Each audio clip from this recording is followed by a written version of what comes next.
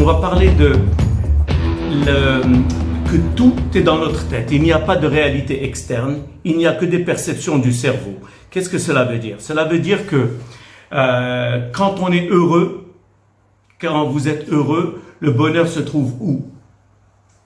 Il n'est que dans votre cerveau, c'est-à-dire il n'est pas dans une réalité externe, les autres gens, les voisins ne le savent pas, personne ne le ressent. Quand vous êtes triste, ce n'est pas une réalité externe, c'est une réalité interne, c'est dans votre cerveau que ça se passe. Cela veut dire quoi? Cela veut dire que quand on veut gérer la peur, on va comprendre que la même chose, la peur n'est pas une réalité externe, c'est une réalité interne à notre cerveau, ça dépend de qui nous sommes. On peut voir 2 ou 3 enfants qui vont voir un film d'horreur, disons. Ben, il y en a qui vont avoir peur, il y en a d'autres qui vont pas avoir peur. Qu'est-ce que ça veut dire? Ça veut dire que le film n'a pas changé, mais l'interprétation de cet être humain, comment il a été, comment il a grandi, comment il a été éduqué, comment il a vu la vie, fait qu'il a peur ou pas peur. D'accord? Donc, la même chose pour la comédie. Si on voit un film comique, il y en a qui vont rire, il y en a qui vont pas rire. Pourquoi? Parce que ça dépend comment il a été éduqué. Donc, un même film que moi je vais trouver adorable, une autre personne va trouver ridicule. Donc, toutes les réalités sont sujettes à notre interprétation. D'accord? Donc, quand on voit des gens qui se plaignent du Maroc, par exemple, ou qui se plaignent de leur boulot, prenons le boulot, par exemple, eh ben, dans la même boîte, il y a des gens qui disent ce job est horrible, ce patron est horrible, etc. Et d'autres personnes qui trouvent que c'est magnifique et qui y voient beaucoup d'opportunités. Est-ce que ce travail a changé? Non, c'est le même boulot, le même endroit, etc. Mais la perception de la personne est différente selon qui elle est. Donc, on va trouver que ce patron est horrible ou là qu'il est magnifique, mais c'est le même patron. Donc, la réalité n'a pas changé. C'est l'être humain qui est différent. Donc, nous, on va voir pourquoi tout ça est important dans un petit moment. Donc, de même, pour les gens qui se plaignent du Maroc, il y a des gens qui adorent le Maroc et qui y trouvent leur bonheur, et d'autres qui n'aiment pas le Maroc et ils veulent quitter. Pourquoi? Ben, c'est le même Maroc. Pourtant, ça dépend de qui tu es, comment tu vois la vie. Donc, ce qu'on va comprendre, c'est que la réalité est dans notre tête. Et donc, c'est ce qu'on va voir que nous allons gérer aujourd'hui. La peur, c'est la même chose. La même crise aujourd'hui règne partout dans le monde, ici, dans mon quartier, etc. Certains sont affaiblis et sont même abattus. Et d'autres n'en ont rien à foutre, et d'autres sont heureux, d'autres ont trouvé des opportunités. Donc, c'est question de personnalité. Donc, je ne vais pas changer le monde, je vais me changer moi. Donc, c'est la même chose. Si je n'aime pas ce boulot parce qu'il est trop dur, ben, je n'ai qu'à devenir meilleur, il va devenir plus facile.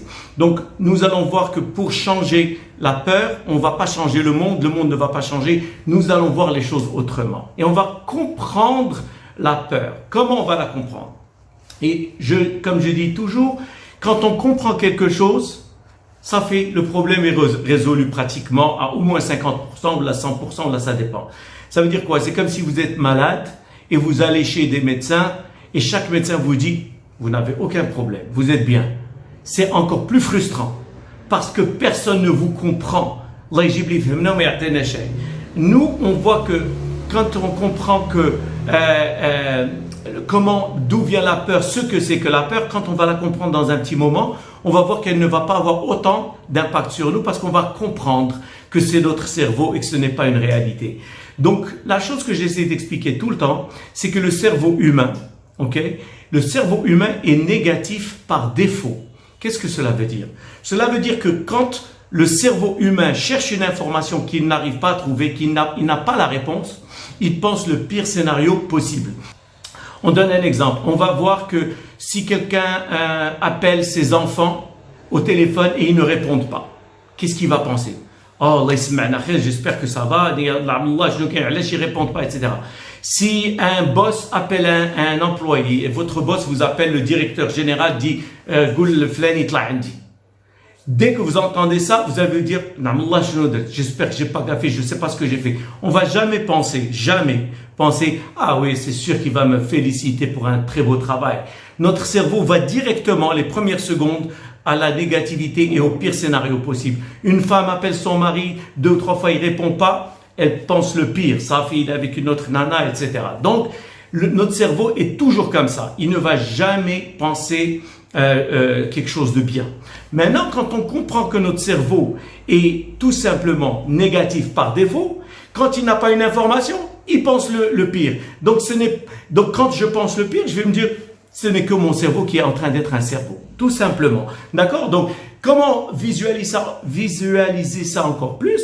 Quand on imagine que quand il fait noir, ou là je te mets un bandeau sur les yeux, tu commences à avoir peur. Pourquoi? Parce que notre cerveau ne reçoit plus de data, il ne reçoit plus de data, il n'a plus d'informations. Donc tu dis